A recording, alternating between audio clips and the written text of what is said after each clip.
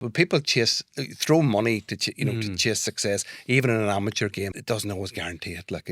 I get the whole certification process is an attempt to do that, but it's how effective can it be? As I said, are you going to impose these sanctions on counties, on essentially players, amateur players, because somebody in the boardroom didn't get their figures right? Do you know what I mean? It's very difficult to punish guys who dreamed of winning an All-Ireland or an Ulster Championship or provincial title or whatever by an accounting error, really. Something has to be done about it.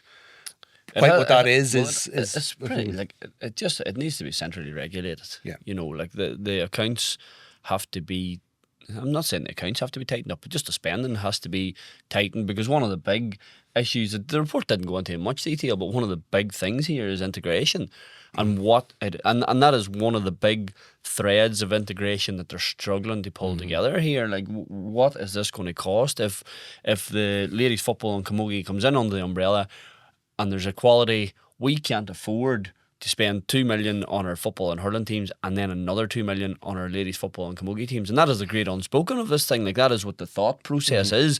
And it's what are our two options here? We have to find another 2 million, or we have to cut the life out of the 2 million we're spending to spend 1 million on that and 1 million on this, which I'm not saying is right or wrong, but I'm just, that's the thought process and the reality of what's happening in the background there.